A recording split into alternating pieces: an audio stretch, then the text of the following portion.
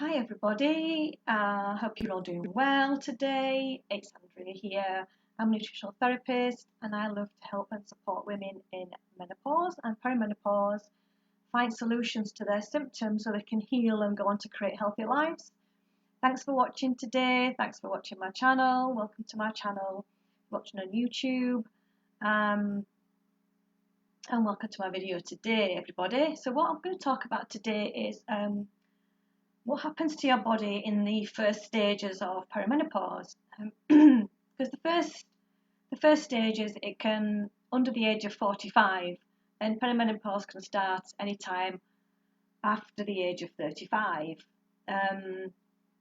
This can be the most time that can be a bit frustrating, where you have quite a lot of symptoms, because in the early stages of perimenopause, the first stages, your hormones can be all over the place, and they're starting to shift, starting to decline, and your ovaries are starting to pick up on that, on the bodily changes, and your hormones starting to shift, and your brain's trying to keep up with that. It's trying to keep up with the shift of hormones. So as one of them shifts, it's trying to bring more balance in all the time. So this is when the brain can really be scatty in communicating with the rest of your body, and that's what can contribute to a lot of your symptoms. During the first stages as well, your estrogen levels are still pretty high. They haven't really dropped a hell of a lot, and your testosterone can still be high as well. So you want to make the most of this during this time, because they will drop low in menopause, and you can start feeling the effects of that. But it has to happen slowly for a reason. It can take up to 10 years. And I know a lot of women I speak to, they just go, oh my gosh, I've got to go through all this for 10 years. And really, it doesn't have to be difficult. It doesn't have to be hard. And this is what I want to really let you know, that you don't have to struggle with lots and lots and lots of symptoms. There's so much that you can do. And if you know me, if you follow me regularly, you know that I like to talk about how your diet can affect this phase of your life, your exercise, your lifestyle, toxins, your gut health, stress in your life, and your exercise. All these play a massive part in your perimenopause. And the younger that you are to learn about perimenopause and menopause, the better. I wish I was more aware of it myself. I wish I knew about the birth control pill, and I wish I knew how my menstrual cycle worked. But when I was younger, it wasn't talked about a lot like it is a lot more now. And I'm so glad that more people are talking about this now, and more younger women are learning about perimenopause and menopause and what happens to the body. Because the earlier that you can prepare your body for this stage, the better.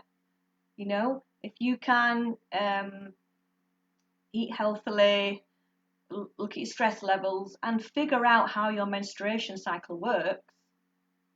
And this is what I teach women all the time. I teach women how to know where they are in the cycle, know how to follow the cycle, and because you have a different body every week of the month. So you want to be doing different things in your life in different stages of your menstrual cycle every month. When to pull back, when to push more, when you're more productive, when you can think better, more clearly. It can have a massive difference on your health going forward, the more that you follow the ebb and flow of your hormones. So how do you know you're in the first stage of the perimenopause? Can you get a test to see, where you are? Well, you could get a test, yeah. I like the Dutch test. It's the dry urine test, Dutch test. And there's lots of different Dutch tests. There's the complete test, which is a complete panel. It tells you about your cortisol levels, how your body is processing estrogen, where your progesterone levels are, your gut health. It's a really good test. And then there's also a cycle mapping test you can do for the Dutch test. Now, you could do the cycle mapping, and that can tell you where you are with your estrogen and your progesterone.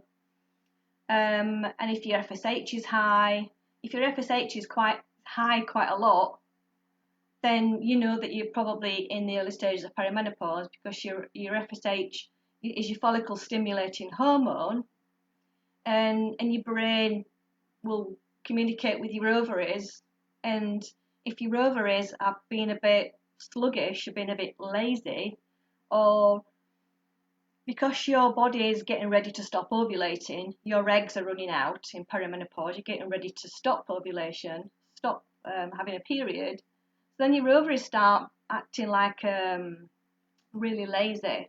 You know, your ovaries are sat there going, okay, I'm not working today, I'm having day off. You know, I'm not doing anything.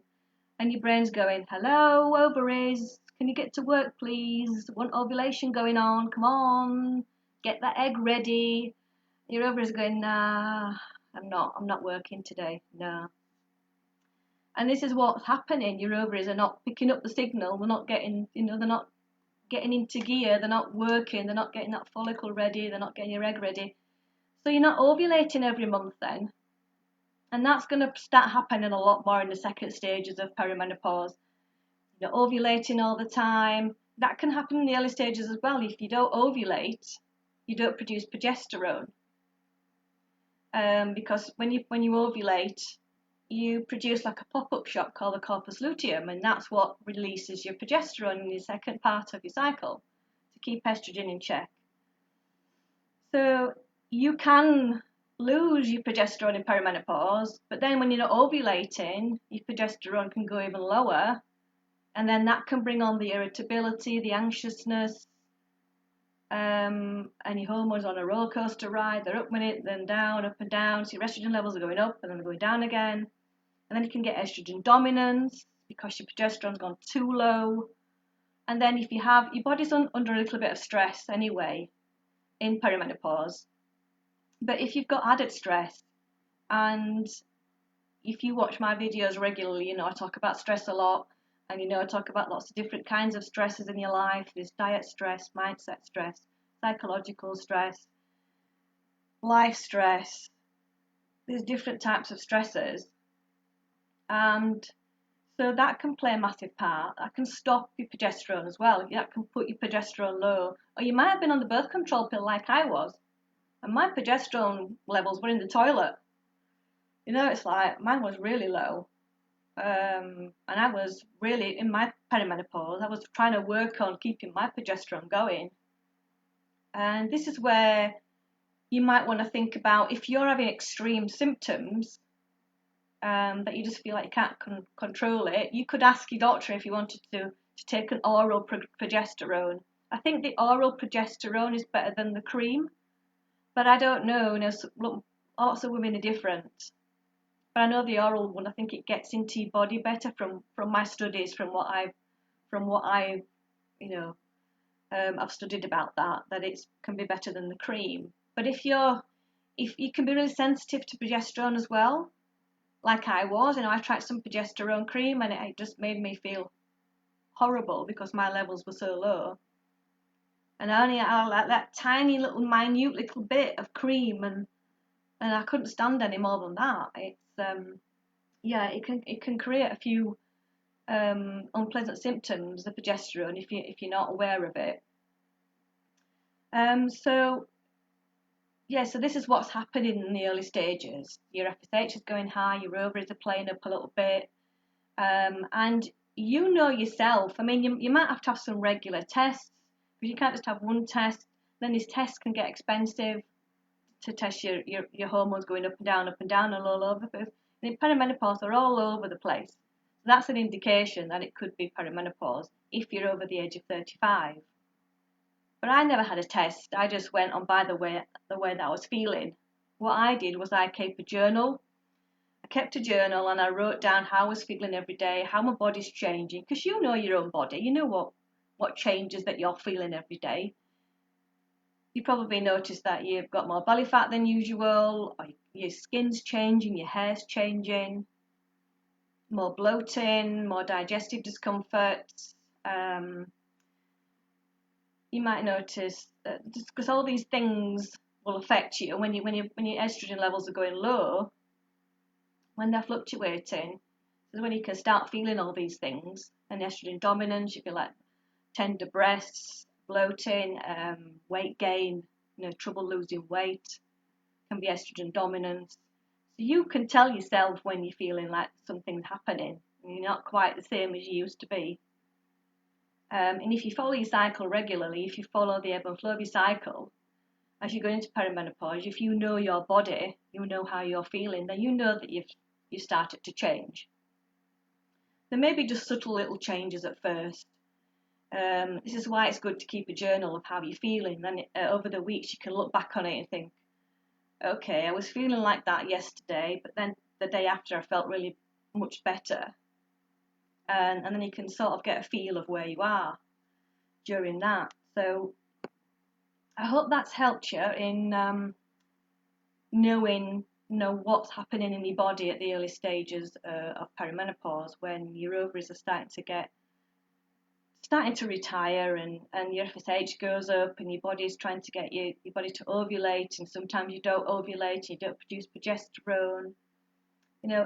Let me know if you're at this stage, if you're noticing lots of changes, and so let me know that you've watched the video, put replay in the comments, like, and if you're on YouTube, please subscribe and ring the bell so you get notified when I post more videos.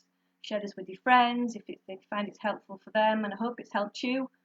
To find more about the first early stages of perimenopause, and knowing that the second stages, it's not quite as bad, and then the menopause is much easier because obviously your hormones are at a lower level and they're easier to manage in that stage. But there is so much you can do with the early stages of perimenopause if you do all, follow your diet, your lifestyle, your mindset.